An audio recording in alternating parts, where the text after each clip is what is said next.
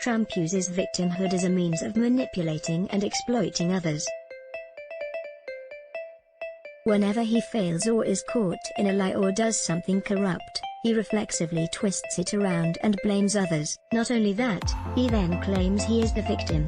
That is the classic pattern of malignant narcissist. Trump has tweeted the phrase presidential harassment 37 times in the past 2 years. In March 2019, he tweeted that he had faced the most vicious and corrupt mainstream media that any president has ever had to endure. In July 2020, Trump asserted that he was the victim of political prosecution by the U.S. Supreme Court after he lost his tax returns case. Advertisement. Trump's constant victimhood is a byproduct of his psychiatric disorder. It is false. It is distorted. It is manufactured in his mind. Trump feels victimized as a way of protecting his self-image of superiority and grandiosity. Otherwise, if he accepts blame for his thoughts or actions, his self-image will crumble and wither away. That is totally unacceptable to him. His grandiose self-image must be maintained at all cost. Trump's victimhood has been used throughout his presidency. In his mind, he is the victim of the pandemic, of the economic collapse, of our racial problems. He is the victim of the protests in the cities, of the Russia probe, of his own impeachment, of his associates' criminal activities, and the list goes on and on. Trump talks and tweets excessively about being the victim. The aggressors have been Jim Comey, Robert Mueller, Hillary Clinton, Barack Obama, Joe Biden, Nancy Pelosi, CNN and many others. Trump's victimhood tweets have a number of predictable and recurring themes. The 2020 election will be rigged. He is the target of a witch hunt. The media is spreading fake news. All negative perceptions of him unfair. He is misunderstood and persecuted. At the Republican National Convention last week, Trump and other speakers invoked victimhood through their excessive fear-mongering, telling supporters that they are the victims of black people, gangs, riots, radical liberals, unpatriotic malcontents, the deep state, the free press, immigrants and others. No matter the facts or reality, Trump instinctively sees himself as the victim. He lives in an alternate universe of victimhood. And everything around him, political party and country, is negatively affected by his victimhood. Advertisement. In truth, Donald Trump is rarely, if ever, the victim. He is always the aggressor. He is always the offender. Trump has botched our pandemic response, leading to 183,000 deaths so far, with the numbers increasing daily. The crashing of the economy is the result of his pandemic mishandling. Racial problems have been incited by his comments and gestures. Many protests in the cities have been provoked by his actions. He clearly did conspire with Russian agents. His impeachment was based on his corrupt behavior with Ukraine.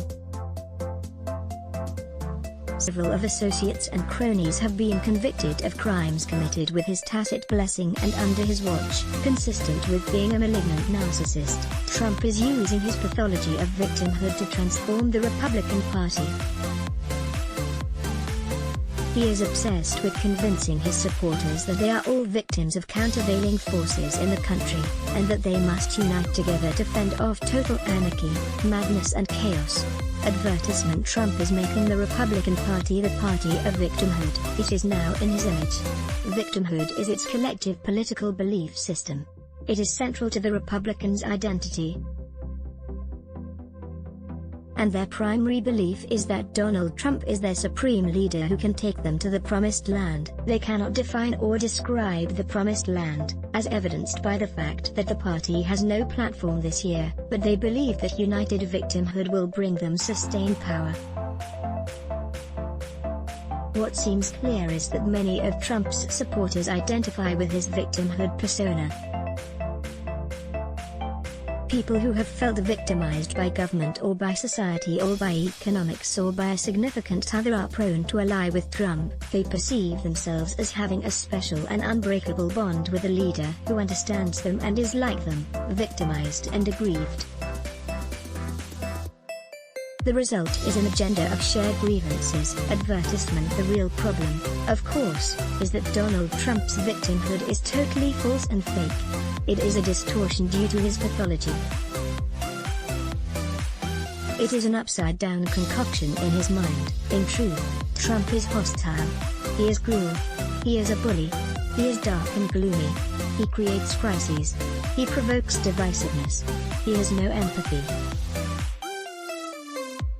He has all the dangerous features that he projects onto others, and for which he then berates them.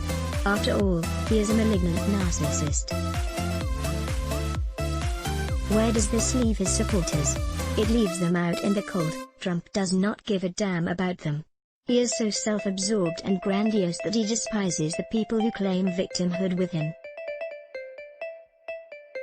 His victimhood is a pathological ploy to manipulate and exploit others. Once that is accomplished, he views those people are expendable and dismisses them as dupes. If necessary, Trump will throw all his supporters under the bus, as he has done with many of his loyalists in recent years, Michael Cohen, Michael Flynn, and Paul Manafort, just to name a few. Trump is betting his political fortunes on his victimhood. It is a conniving ruse by a narcissist who wants everyone to believe that his miserably failed presidency is someone else's fault. Advertisement for all of his non-supporters. Trump's pathology of victimhood is deeply disturbing. It has allowed him to be hostile, cruel, bullying, dishonest and corrupt without no sense of guilt or remorse. It is a sad state of affairs when a president of the United States has a governing philosophy predicated on victimhood, because it is essentially self-destructive. It is Donald Trump's psychopathology that is playing out in his party and in our country, and victimhood is a perilous foundation for the preservation of our democracy. Alan D. Blocky, Ph.D., is a clinical psychologist in Birmingham, Alabama. Let's block ads. Why? Show your love for him. Click the link in description. Thanks for watching.